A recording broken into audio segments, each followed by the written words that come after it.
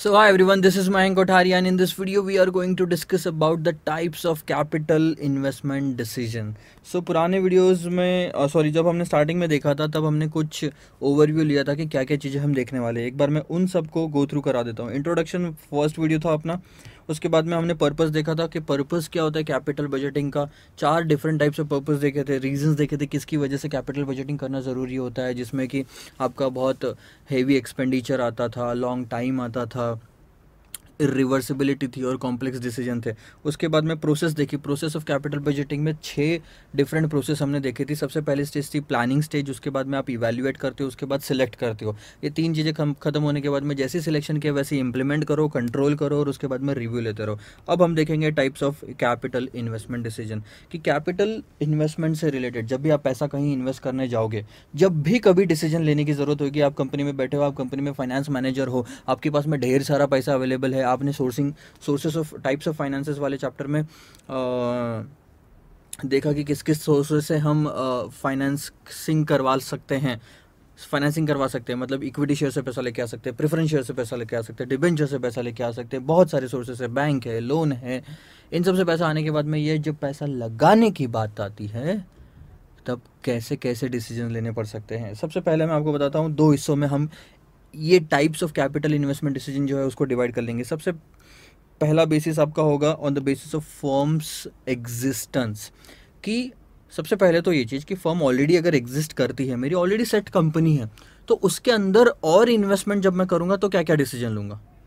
मतलब ऐसा नहीं है कि मुझे अब नई कंपनी खोलने के लिए इन्वेस्टमेंट करना है, मेरी कंपनी ऑलरेडी 5 साल से चल रही है, लेकिन अब मुझे कहीं कहीं पैसे लगाने की ज़रूरत है, तो वो क्या सिचुएशन हो सकती है वो मैं आपको बताऊंगा। दूसरा on the basis of decision situation, जहाँ पे आपको एक्चुअली डिसीजन लेना पड़ेगा कि नया प्रोजेक्ट हमने एक्सेप्ट करना चाहिए या नहीं करना चाहिए। सो मैं एग्जिस्टेंस के बेसिस पे आपको बताता हूँ। सबसे पहली चीज़ है रिप्लेसमेंट एंड मॉडर्नाइजेशन डिसीजंस। अब ये क्या होता है, चलो थोड़ा सा बैठ भी जाता हूँ, ध्यान देना, ठीक है। रिप्लेसमेंट एंड मॉडर्नाइजेशन डिसीजन का मतलब ये हुआ कि जब आप ऑलरेडी कंपनी चला रहे हैं। अब कई बार क्या होता है, मैं एग्जांपल के तौर पे लेता हूँ, जैसे मैं आपको पढ़ाता हूँ तो मेरी जो कंपनी है कॉन्फ्रेंस, ठीक है। इस कंपनी के अंदर में बहुत सारे ऐसे आइटम है जैसे कि लैपटॉप्स है, हर एक बंदे को यहाँ पे लैपटॉप मिलता है, ठीक है, जो भी एम्प्लॉय होता है।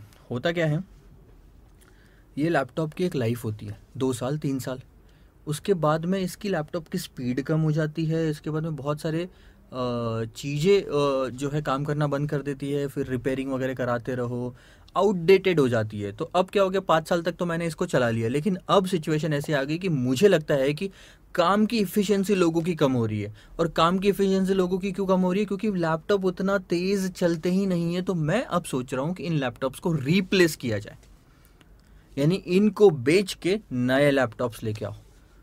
तो यहाँ पे पैसे लगेंगे और इससे related decision capital budgeting decision में आएंगे आपके। मॉडर्नाइजेशन का डिसीजन हो गया, यानी कि रिनोवेट करना।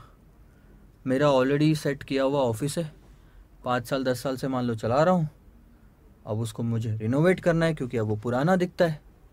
5 साल 10 साल पहले बना था तब तक के लिए ठीक था, लेकिन अब तो क्या है, पुराना भी हो गया ना, काफ़ी सारी चीज़ें पुरानी हो गई, तो अब मुझे रिनोवेट करना है। That decision comes under the capital budgeting decision.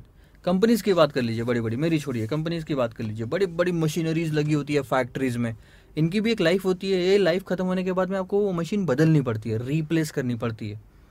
5 साल 10 साल 15 साल तक मशीन चल गई, उसके बाद में उसको रीप्लेस करना पड़ेगा आपको, उसकी जगह नई और इफ़ेक्टिव मशीन लानी पड़ेगी। क्यों, क्योंकि सर टेक्नोलॉजी बदलती है, आप मोबाइल भी तो बदलते हो, रिप्लेसमेंट डिसीजन में आता है वो आपके, मोबाइल बदलना।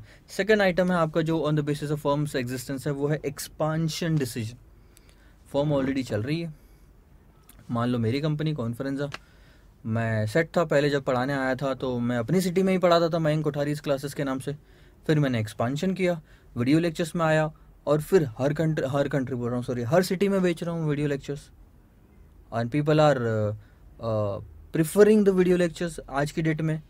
तो मैंने एक्सपांड किया, मैंने दिल्ली में फैलाया सबसे ज़्यादा, मैंने मुंबई में फैलाया, मैंने नागपुर में फैलाया, बॉम्बे हो गया, फिर हैदराबाद हो गया, बैंगलोर हो गया, बहुत सारी सिटीज़, पुणे भी हो गया। तो this is called edge expansion. अगर आप एक जगह बैठे रहते तो आप भी खुश थे, आप तो चल रहा था आपका काम ना अपनी सिटी में, लेकिन नहीं, आपको एक्सपांड करना था। तो आपने एक्सपांड किया। सो इस एक्सपांशन के केस में क्या होता है, आप हर सिटी में अपने ब्रांच ऑफिसेस खोलते हो तो उसका खर्चा लगेगा, तो कैपिटल इन्वेस्टमेंट की बात आई। आपको हर सिटी में फर्नीचर भी लेना पड़ेगा, हर सिटी में आपकी फैक्ट्रीज अगर ओपन करनी है, दूसरी केस में बता रहा हूँ, सो फैक्ट्रीज ओपन करनी है आपको बहुत सारी सिटीज़ में, आपको सिर्फ इंडिया में ही नहीं, आपको अब एक्सपोर्ट भी करना है अपना माल, तो बाहर जाके बाहर कोई सब्सिडरी ओपन करनी है, किसी और कंपनी में इन्वेस्टमेंट करना है। अब मैं ऑलरेडी मान लो लैपटॉप बनाता हूँ, तो मुझे मोबाइल वाली कंपनी खरीदनी है, जैसे एप्पल हो गई, मान लो एप्पल लैपटॉप बनाती थी, मैं पहले तो आईफोन लेती थी, अब मान लो एप्पल को अब एचपी वाली लैपटॉप वाली कंपनी को ख़रीद लेना है, कंपटीशन कम करने के पर्पज़ से हो या कुछ भी हो, एक्सपांशन के पर्पज़ से हो। कार मैन्युफैक्चरिंग खरीद लिया, so let's say for example मैं बताता हूँ, एक्सपांशन का एक एग्जांपल बताता हूँ। एप्पल कंपनी है, ठीक है, एप्पल क्या करेगी, एप्पल भी चाहती है कि यार हम ना सेल्फ ड्राइविंग कार बनाएं। अब उसके लिए सब कुछ बिगिनिंग से सेटअप करने के बजाय एप्पल ने क्या किया, टाटा को ऑफ़र किया कि हम आपकी टाटा मोटर्स वाली कंपनी खरीद लेंगे, तो नॉर्मल गाड़ियाँ भी हम बेचेंगे, उसमें उसी के अंदर जो आपका सेल्फ ड्राइविंग वाला प्रोजेक्ट चल रहा है हम उसी को आगे बढ़ाएंगे। सो एप्पल के लिए this is an expansion plan, क्योंकि वो कार मैन्युफैक्चरिंग या मोटर इंडस्ट्री में उतर रहा है, ऑटोमोबाइल इंडस्ट्री में। अभी तक सिर्फ वो लैपटॉप वगैरह बेचता था, मोबाइल बेचता था, अब ये सब चीज़ें भी बेचेगा। This is an expansion decision. Third type of decision जो आपको इस चीज़ में याद रखने का है वो है डाइवर्सिफिकेशन डिसीजन।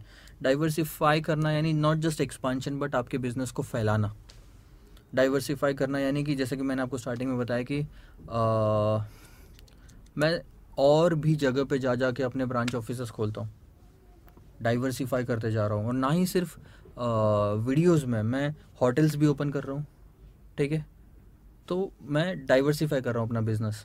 मैं सिर्फ वीडियोस से नहीं कमाऊँगा, मैं होटल से भी कमाऊँगा, होटल की जो रेवेन्यू होगी। उसके बाद मान लो मैं कोई ऑनलाइन बुक स्टोर चला रहा हूँ तो उससे भी मैं कमाऊँगा। This is diversification. Are you getting it? On the basis of decision situation लेते हैं। ये तो तीन चीज़ें थी आपकी बेसिकली फर्म्स के एग्जिस्टेंस के बेसिस पे। एक तो हो गया replacement decision, then expansion decision, और तीसरा था आपका डाइवर्सिफिकेशन। अब हम बात करते हैं on the basis of decision situation, ठीक है। सो सबसे पहले मैं आपको बताऊंगा, इसमें म्यूचुअली एक्सक्लूसिव एक प्रोजेक्ट होता है। ये तीन चीज़ें बेसिकली जो हम देखेंगे डिसीजन के बेसिस पे। अगर हमको कैपिटल बजटिंग इन्वेस्टमेंट के टाइप्स डिसाइड करने पड़े तो तीन तरह के हो सकते हैं। एक तो म्यूचुअली एक्सक्लूसिव, एग्जांपल बताता हूँ क्या है। जैसे आपके पास में ये दो मशीनरीज है, यानी कि या तो फिर एग्जांपल ले लो, आपको कार खरीदना है और ये है कार खरीदना है, ठीक है, ये आपकी दो कार है।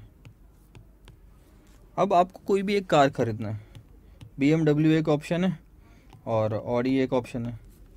ये है म्यूचुअली एक्सक्लूसिव डिसीजन।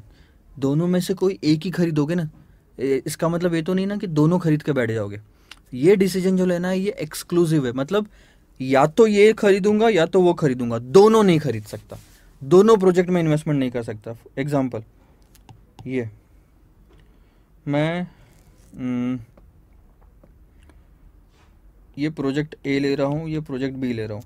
अगर ये दोनों प्रोजेक्ट म्यूचुअली एक्सक्लूसिव है, इसका मतलब ही ये हुआ कि या तो मैं ये प्रोजेक्ट लूँगा या तो मैं ये प्रोजेक्ट लूँगा। अब दोनों प्रोजेक्ट में मेरे को बताओ, इस प्रोजेक्ट में मेरे को 10 करोड़ का फ़ायदा होगा और इस प्रोजेक्ट में मेरे को 12 करोड़ का फ़ायदा होगा।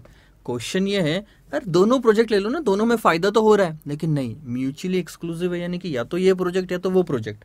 अब दोनों में से अगर कोई एक ही चीज़ को चूज़ करना है तो मैं बी को सिलेक्ट करूँगा, क्योंकि उसमें ज़्यादा फ़ायदा है। आ रही बात आपके समझ में? म्यूचुअली एक्सक्लूसिव का मतलब मैं आपको बता देता हूँ। अगर आपकी शादी होगी, ठीक है, ठीक है, ध्यान देना मेरी बात को। आपकी शादी होने जा रही है, आपको लड़कियां दिखाई जाती हैं, ठीक है, अगर आप लड़के हो तो लड़कियां दिखाई जाएंगी, आप लड़की हो तो आपको लड़के दिखाए जाएंगे।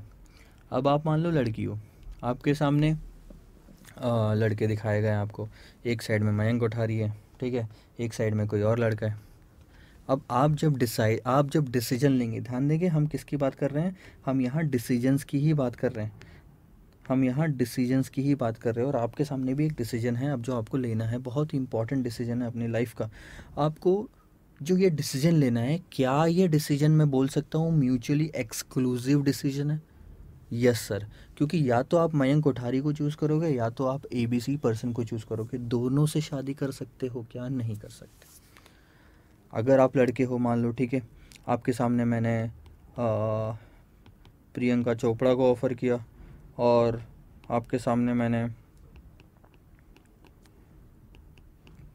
ये हो गई आपकी प्रियंका चोपड़ा, ठीक है। और दूसरे साइड में मान लो आप श्रद्धा कपूर है। जैसे भी आपकी श्रद्धा हो वैसे आप किसी एक पर्सन को चूज़ करोगे, दोनों को चूज़ करोगे कि नहीं। वैसे ही बहुत सारे प्रोजेक्ट्स होते हैं मार्केट में, या तो आप ये सिलेक्ट कर सकते हो या तो वो सिलेक्ट कर सकते हो, या तो ये कार ले लोगे या तो वो कार ले लोगे। दिस इज़ ऐसे जो डिसीजंस होते हैं उनको बोलते हैं म्यूचुअली एक्सक्लूसिव डिसीजन। दूसरा होता है एक्सेप्ट और reject decision. Accept reject decisions का मतलब क्या है, अब म्यूचुअली एक्सक्लूसिव नहीं है। अगर आपको ये दोनों प्रोजेक्ट रन करके फ़ायदा हो रहा है तो आप दोनों प्रोजेक्ट को एक्सेप्ट कर लोगे, यानी कि आपने दोनों प्रोजेक्ट को सिलेक्ट कर लिया। अब कोई एक्सक्लूसिविटी वाली बात नहीं आई। क्यों आपने एक्सेप्ट किया? क्योंकि दोनों प्रोजेक्ट में फ़ायदा हो रहा है। हाँ, अगर सिचुएशन आपकी ऐसी रहती ना कि ये एक प्रोजेक्ट, ये एक प्रोजेक्ट और ये एक प्रोजेक्ट होता, ABC, ठीक है, इसमें 10 करोड़ का फ़ायदा है, इसमें 12 करोड़ का फ़ायदा है और उसमें 2 करोड़ का नुकसान है। अब आप बताओ, म्यूचुअली एक्सक्लूसिव है ही नहीं प्रोजेक्ट, पहली बात तो तीनों में से एक सिलेक्ट करने को मैं बोल ही नहीं रहा हूँ। अगर म्यूचुअली एक्सक्लूसिव होता तो ये डिसीजन निकलता आपका, लेकिन म्यूचुअली एक्सक्लूसिव नहीं है तो आपका डिसीजन क्या निकलेगा? These 2 projects you will accept and this project you will reject. क्यों? क्योंकि उसमें नुकसान हो रहा है आपको। दिस इज एक्सेप्ट और रिजेक्ट डिसीजन। उसके बाद में कंटिंजेंट डिसीजंस की बात आती है। कंटिंजेंट डिसीजंस का मतलब क्या हो गया, मैं बहुत ही सही बताता हूँ। मतलब आपके इन्वेस्टमेंट के जो डिसीजंस हैं ये कंटिंजेंट होते हैं, यानी किसी और चीज़ पे डिपेंड करते हैं। जैसे फॉर एग्जांपल आपको फैक्ट्री डालनी है, अगर आप दिल्ली के आजू बाजू कहीं फैक्ट्री डालते हैं तब तो कोई दिक्कत ही नहीं है, सिर्फ फैक्ट्री में आपको मान लो 100 करोड़ रुपए लगेंगे। लेकिन आप किसी रिमोट लोकेशन में जाते हैं, ईस्ट इंडिया में जाते हैं या फिर उड़ीसा वगैरह में किसी बहुत ही रिमोट से लोकेशन में जाते हो जहाँ पे जंगल वंगल है और वहाँ पे आपको बहुत ही छोटे छोटे गाँव है। गवर्नमेंट ने क्या किया, गवर्नमेंट ने उन वहाँ पे प्रगति लाने के लिए ऑफर किया कि आपको अगर यहाँ पे फैक्ट्री डाल के ऑपरेट करोगे तो 10 साल तक हम आपको टैक्स माफ़ कर देंगे। अब ऐसे केस में आप प्रिफर करोगे यार 10 साल तक टैक्स माफ़ हो रहा है, कौन सा मैंने जाके फैक्ट्री में काम करना है, मैंने तो सिर्फ फैक्ट्री में इन्वेस्टमेंट करना है। तो आप क्या करोगे, आप रिमोट लोकेशन में फैक्ट्री डलवा दोगे, लेकिन सिर्फ 100 करोड़ का इन्वेस्टमेंट नहीं, इस बार आपका 100 करोड़ का इन्वेस्टमेंट शायद 120-125 करोड़ का हो जाए। क्यों? क्योंकि रिमोट लोकेशन में सिर्फ फैक्ट्री ही नहीं, आपको वहाँ पे जो लोग काम करेंगे उनके रहने की भी व्यवस्था करनी पड़ेगी। आपको शायद हो सके एम्प्लॉयज़ के लिए क्वार्टर्स बनाना पड़े, रोड बनाना पड़े, इलेक्ट्रिसिटी का काम करवाना पड़े, पानी का सप्लाई होना चाहिए, कुछ शॉप्स होनी चाहिए। दिल्ली के आजू बाजू अगर आप बनाते तो ये सब नहीं करना पड़ता, तो 100 करोड़ में हो जाता। कंटिंजेंट डिसीजन इसका मतलब किसी और चीज़ पे, रिमोट लोकेशन पे फैक्ट्री लगाने से ये एक्स्ट्रा खर्चा आ जाएगा। तो ये भी चीज़ें आपको ध्यान में रखनी है। सिर्फ ये नहीं कि 100 करोड़ का प्रोजेक्ट है, मतलब मैं एग्जांपल के तौर पे बताता हूँ, मान लो सोलर सिस्टम से रिलेटेड कोई प्रोजेक्ट है, 100 करोड़ का इन्वेस्टमेंट की फैक्ट्री डालो, 100 करोड़ की फैक्ट्री डालो, इन्वेस्टमेंट करो, उस पर आपको 120 करोड़ रुपए का फ़ायदा होगा। इसका मतलब ये नहीं कि मैं चलो उठा लिया, मैंने ये प्रोजेक्ट एक्सेप्ट कर लिया। लोकेशन तो देखो, कंटिंजेंसी है इस केस में। दिल्ली के आजू बाजू लगाओ तो 100 करोड़ ही लगेंगे और 120 करोड़ का रिटर्न मिलेगा, 20 करोड़ मिला, फायदा है, चलो ठीक है। लेकिन यही रिमोट लोकेशन में लगाया और फैक्ट्री का खर्चा तो 100 करोड़ का है, बस 25 करोड़ रुपए का आपका आजू बाजू का खर्चा आ गया, क्वार्टर्स का हो गया या फिर आपके रोड का हो गया, बिल्डिंग, इलेक्ट्रिसिटी, पानी, इन सब का हो गया। और ऐसे केस में 125 करोड़ लगे और मिलेंगे तो उतने ही ना, सेल तो उतना ही होगा। क्वार्टर फैमिली का या को एम्प्लॉयज़ को बाजू में क्वार्टर लगाने से, रोड लगाने से, इलेक्ट्रिसिटी या वाटर सप्लाई करवाने से सेल्स तो नहीं बढ़ेगा, वो तो 120 करोड़ ही है, यहाँ पे 5 करोड़ का नुकसान होगा। ये सब चीज़ें आपने देखना ज़रूरी है। So this is all about the types of capital investment decision. Entire video में एक चीज़ याद रखना, 2 अलग अलग बेसिस पे डिवाइड किया जा सकता है इन डिसीजंस को। एक बेसिस होता है ऑलरेडी फर्म एग्जिस्ट करती है तो 3 decisions, replacement decision, expansion decision, diversification decision. दूसरा, आप on the basis of firms existence नहीं, बट आप on the basis of what decisions लेना चाहते हो, डिसीजन सिचुएशन के बेसिस पे आप अगर डिसीजन लेना चाहते हो तो म्यूचुअली एक्सक्लूसिव एक बेसिस हो गया, एक्सेप्ट रिजेक्ट दूसरा, और तीसरा हो गया आपका contingent decision. So this is what you have to take care of. So this is the final thing that we had to discuss in the capital investment decisions. हमने 1 ये देख लिया, 2 देख लिया, 3 देख लिया, 4 देख लिया। आने वाले वीडियोस में हम कैपिटल बजटिंग की प्रोसीजर देखेंगे जिसमें मैं आपको कुछ बेसिक्स बताऊंगा। और अब यहाँ से शुरुआत होगी आपके प्रैक्टिकल क्वेश्चंस की। मतलब और कुछ वीडियोस है जिसमें मैं आपको बेसिक्स बताऊंगा, लेकिन ये बेसिक्स प्रैक्टिकल क्वेश्चन से रिलेटेड ही रहेंगे। अभी तक जितना भी आपने देखा ये सिर्फ थोड़ा बहुत थेरी था, तो 3-4 मार्क का क्वेश्चन आ गया तो आ गया, ऐसे जितना लोड लेने की ज़रूरत नहीं है। यहाँ से मैं एस्टिमेट कर कैसे कैश फ्लोज एस्टिमेट करने वो बताऊंगा, और उसके बाद में टेक्निक्स की बात करेंगे। टेक्निक्स मैंने आपको बताया था, टेक्निक्स के 2 डिफरेंट पार्ट है, और उन 2 पार्ट में भी यहाँ पे 2 और यहाँ पे 5 पार्ट हैं। सो ये बड़ा पार्ट रहेगा हमारे इस सिलेबस का और चैप्टर का। Bye bye.